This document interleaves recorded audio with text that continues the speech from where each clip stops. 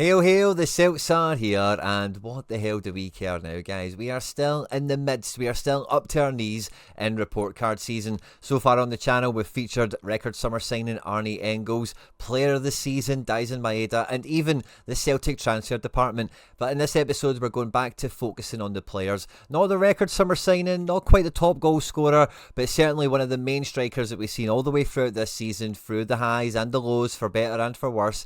Celtic's £9 million summer signing, Ireland international Adam Idah. Adam Idah was a striker that we kind of thought we knew what we were getting when we were signing him after a very successful loan stint last year on loan from Norwich, but the way the transfer saga, and it really did become a saga, actually ended up folding, felt like it maybe set the tone for the first half of Adam Idah's first full season as a Celtic player permanent. But it's clearly a player that grew into the season as it went on, and there's a few other mitigating circumstances that we'll talk about in the video today where we eventually started to see the best of Adam Idah in fleeting moments throughout the season overall. But certainly a player that has split Celtic fans all across the world. Was he a successful player? Did we pay too much? Did we pay enough? Yada yada. And in the video today we look to break down everything we've seen from Adam Idah in this season. Of course, at any time in the video, if you do laugh, you learn, you like something or whatever, please do like and subscribe to the channel for more content like this. And of course, on the report card videos, guys, the most important part of the video is the comment section, is you guys. I want to see your thoughts and feelings, your takeaways,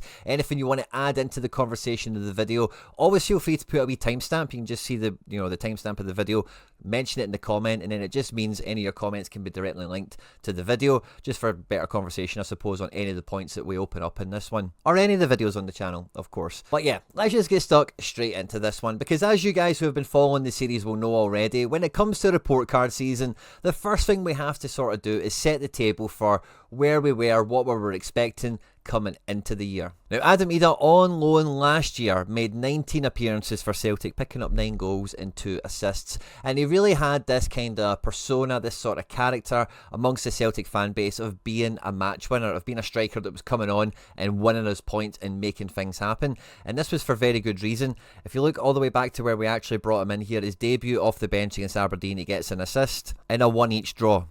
So he's earned a point for us there. Quickly after that, he gets 2 goals against Hibs, where those goals become the decisive goals in the match, as well as against Motherwell off the bench, where we went 3-1. He scores 2, and by de facto has earned us the 3 points there ever since. We all know about his cup final goal as well. So despite only scoring, what was that, 9 goals, it was really, they were heavy. There was like 5 goal contributions in the league, plus that league goal final, the Scottish Cup final goal, that made it really feel that he was making a big impact on the outcomes, on the performances of the team, of the results, and ultimately the success that we went on to capture with the league and Scottish Cup double that we got when he was in on loan here. Been very effective against them as well in derbies, which was good to see. A 3-3 draw, he gets a goal. That was a game we probably should have won, if you remember it. And coming into this season, expectations were going to be, okay, we've spent €9 million or pounds or whatever quid on Adam Idah, but at least we know what we're getting. We're going to get a big striker that's effective in the box, that can be a match winner, that can win points on his own,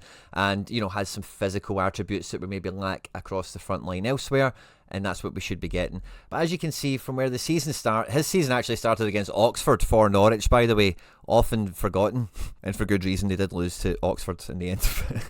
But he had his first game as, or his second debut, however you want to think of it as, away to St Mirren in a 3-0 win, where he came off the bench, didn't really do too much, or he started the game, I beg your pardon, came off the bench the following game at home to Rangers, and again, didn't really do too much, but very much, a nice victory, and he obviously contributed to that. And you can see where the tail of the tape goes here for the remainder of the first half of the season, finishing up with that Aston Villa game. And in that first half of the season, there is no 2 games that he starts in a row, and generally speaking, over 2 matches, he's collecting at best 90 minutes, and over 3 games, roughly on average, at best 120 minutes. And when you look at the strength of the team and you think about how good we are and how many goals we were scoring, etc., and you think, okay, well, 90 minutes over 2 games, 120 over 3, that should be more than enough time for a striker of Adam Idah's supposed quality from what we've seen last year to be a match winner, to be effective, to contribute to the game.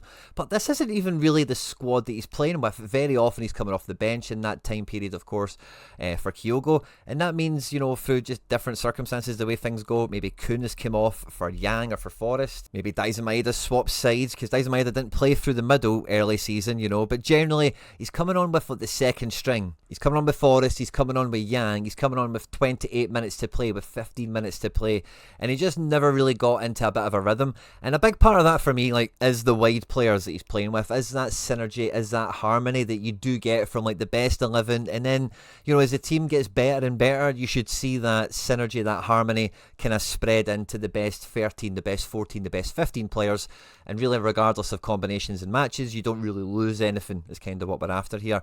But Idah, you know, especially the first half of the season, coming on with Forest and Yangs in different variations and different combinations, didn't really get the best out of him early season with the kind of wonky pre-season that he had as well, and it, you know, he never really got going. Now, one thing that was quite clear to see from Idah whenever he was coming on was that he was very eager to get on the ball, and we've seen him quite often, particularly in the first half of the season, really fighting against Kyogo. Like, whenever Kyogo's coming off the pitch having not scored, he was thinking, I'm going to score, I'm going to get the jersey, and I'll be starting next week. And he did come on with a real hunger, and although he didn't always have a lot of goal contributions in the first half of the season, in almost every match there would have been like one sequence, and sometimes one isn't enough, obviously, sometimes one is quickly forgotten or it doesn't impact or whatever, but at least one sequence where you would see him pick up the ball in this type of area here and try and get on the front foot and make something happen so that he himself could end up getting a chance, you know, for to score a goal or whatever. And that's something that we didn't really get a lot from Kyogo, so this was a nice kind of thing that Adam Idah brought to the table that we weren't getting from other players in the team. But even when you start to sub the rest of the team out as the game goes on, for the majority of the first half of the season for big Adam Idah here, and this isn't a slight against any of the players that are coming on or whatever, because I think most of them are pretty good for the most part. It's not like, oh, he's playing with, you know, ball and golly level players or anything like that, if you get me. But it's still second string. These guys are not up to pace with the opposition as well. They're figuring out their role in the team. Some of them, like McKeown, Engels, are new signings of their own. They've not played together before this season.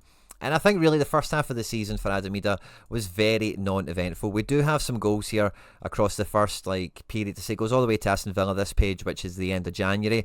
But if you try and look at from Aberdeen and before here, to where that England flag is, playing for Ireland, that's the kind of period that we're talking about here. He scores 2 goals off the bench against Hearts, which looks lovely, but we're 1-4-1. Take his goals out of the equation, we've won 2-1. Doesn't really feel like he's won us anything there. Ross County, he scores in a 5-0 win.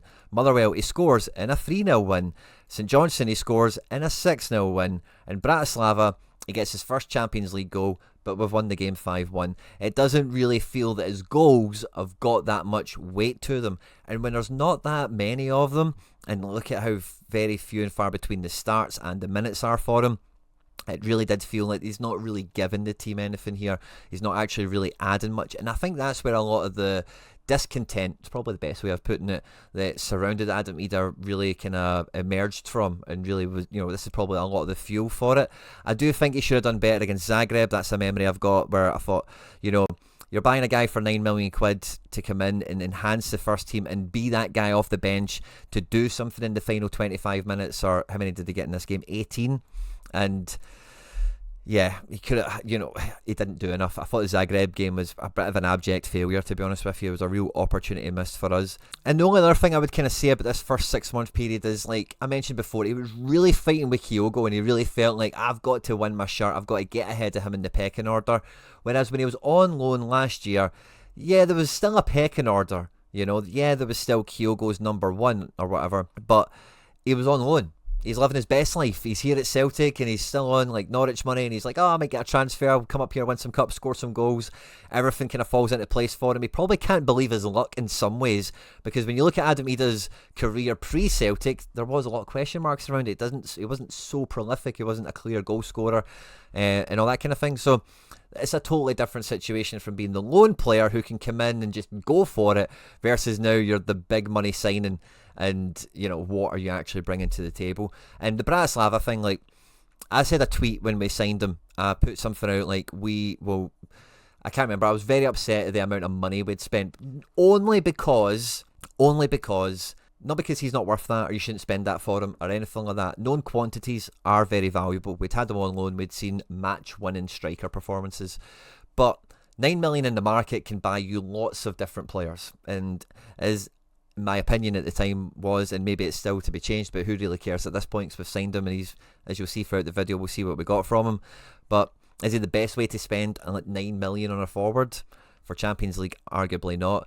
So the Bratislava goal, I didn't really count that, right? But I did have this conversation with someone on Twitter, and they said, I'm going to keep this as receipts, and I'll get you every time he scores a goal. And the Bratislava one, I was just a bit like, okay, if you want to count that, fine, whatever. I guess I will too. It is a Champions League goal. If he kicks on from here, fine. He scored against St Johnstone, and you can see, how it kind of went from there, right? As you guys will remember, the Young Boys game was the game of the Phantom Kyogo hat-trick, and it was also Kyogo's final match. Now, from a lot of the reporting that came out after the game, after the transfer, was that this had been in the works for a little while. Kyogo had already intimated that he wanted to leave, etc., etc. And if you look at the Aberdeen game, I beg your pardon, if we go all the way back to, if we look just before that, before the St Mirren game, for the first time in the season, Adam Idah starts 3 games in a row. He's got 83 minutes here against St Johnstone in a 3-0 win. Didn't actually produce a goal or an assist or anything. He gets 62 minutes here at home at Dundee United. Again, doesn't produce anything off the back of that. He then gets 73 minutes away to Ross County in a 4-0 win, and has a good performance by all metrics. He's actually been involved in some build-up play, but no goal, no assist. He then goes on to start his 4th game in a row away to Dundee, where he's got 61 minutes, and again had nothing to show for it, before we then get Kyogo starting against Young Boys, which would have been his final game. So he had this kind of nice little warm-up period here of playing 4 games on the bounce, and he's had this season to clock behind him as well, of course, don't get me wrong. But I really felt when Kyogo left was really when his season started, and I'll kind of stand by this. I think players need to be competitive, and they need to, earn their shirt and fight for their place, and they should have someone pushing them for their position. But Adam Idah just seemed to be a totally different player when he didn't have that same level of pressure, especially initially. The 2 goals against Aston Villa, for me, at that point, I'm very much I don't care about his price tag anymore, because if he can score against Rangers in cup finals and that sort of stuff, which we've already seen, and if he can score against pot 2, kind of pot 1 level opposition in the Champions League away from home, which he has here, and his goals, by the way, are proper fox in the box efforts, where he's been physical, he's had to be, thinking on his toes. It's not just been one-on-one with the keeper and put it past him kind of things, So despite the result not being great for the team and all the rest of it, I thought this was a big win for him, and from that point onwards, I was very much bought in with, he's here, and he definitely does everything that you would basically want him to do. Is he going to really lift the level of the team? Can he do this from the start? Can he do it all the way through a group stage, being the main man, etc.? That's still something that's yet to be seen, or we'll find out in the fullness of time if he gets the opportunity. But when you add in his performance off the ball that we've seen at Atalanta, as well as against Bayern Munich here, the goals at Villa then just put it over the top for me, ultimately, overall. Now, as you and me both know, there is a period here where Adam Idah comes in to be the central striker. Jota's been back in the team as well, and the front 3 takes a little bit of a different kind of mix up, a different kind of, there's a few different combos that Brendan Rodgers can choose from, and Adam Idah again then kind of falls out of the picture before going on a bit of a goal scoring run towards the end of the season to ultimately give himself, over the season, 35 games in the league, 13 goals, 8 in the cups, 4 in each, 2 goals in the cup, 4 goals in the cup, 2 goals in each cup, of course. And in the Champions League, 10 games and 3 goals as well. So that gives us a total of 53 games, 20 goals. Not too bad, I don't think. And especially considering the amount of minutes he never really got this season. Now, like I mentioned before, in the first half of the season, we were seeing Adam Idah, just trying his best to get involved in the match and make his influence felt as often as possible. When Jota came in January, and when Kyogo leaves, is when we see Adam Idah be a lot more direct. Do you remember when we had him on loan last year? One of the most popular memes or whatever of Adam Idah was the face swap with him in classic R9, where he's got the stupid haircut. And that's the kind of Adam Idah that we've seen in terms of the play style in the second half of the season. And what I mean by that is a big striker who's strong, who will not be pushed off the ball, running through this type of channel and trying to get one-on-one with the keeper, being happy to play with a winger that's coming in support of him, and just really being direct and travelling forward. And if possible, off the ball, if we're building out play, always been a handful for the defenders and just making sure, like the Aston Villa goals, he gets anything, he gets something onto it to make sure it crosses the line and hits the net. Now, I think Kyogo leaving, giving him that extra level of confidence that the shirt is his, is a big part of that, don't get me wrong. But one of the more understated parts of this is the team he's playing with. With him actually starting the game, playing with the best 11 more often, and being the best 11, you know, it's probably a big thing for his confidence, for his, you know, on-pitch persona, if you like. But playing alongside Adam Idah, who's having the form of his career, and then having the likes of either Jota or Kun, especially in that initial period before Jota's injury, his service and his, service is probably the best way of putting it, but like that's the best supporting cast that Adam Idah has ever had around him at Celtic, and it's no wonder with more minutes and starting with the best players in the team and getting more minutes with the best wide players, the better creators in the team, he's going to produce a lot more. And ultimately, I thought Adam Idah showed a lot of great personal development throughout this year. There was some comments that found their way into the media, which, yeah, I don't know, it's always a wee bit weird to kind of hear from a Celtic player just being a wee bit, like, you know, being aware of the fan element and all the rest of it in terms of the criticism and that sort of thing. Normally, players like to just, you know, say the same stuff and just move past it and maybe internalise it or whatever. But he really is, he's here to play for us. He's a Celtic fan. He's an Ireland international. He's kicking ass and taking names. He's scoring goals in the Champions League. And I think he's had I think similar to Engels, I would say it's very harsh to give Adam Idah a fail on his season this year. I think ultimately it does wind out to being a pass, but halfway through the year, like, that would not have been the case. There was just not enough goal contributions. But this is like a B- kind of vibe on this one, because, like I said before, when he was on loan, he had 3 matches where he won us the points, or 4 even if you include that Aberdeen assist where he got us the draw.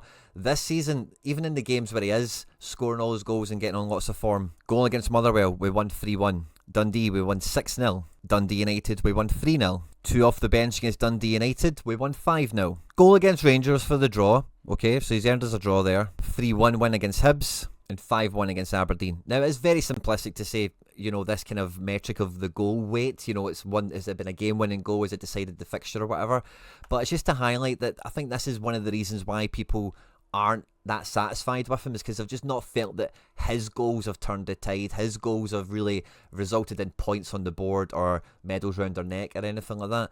But he's had a pretty good season of scoring goals, and considering the challenges, the obstacles, and really that is lack of playing time, playing with the second string team more often than not.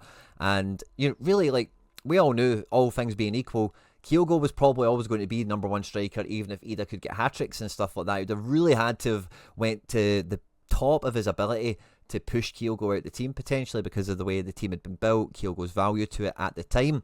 And maybe that was a battle he hadn't quite got his head around properly upon signing.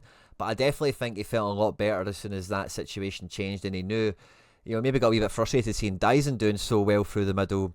The Jota injury kind of rescues that situation for him, perhaps, and maybe that gives him a better footing going into next season, which is maybe one of those weird kind of force majeure situations where the sliding doors of football takes different players down different career paths.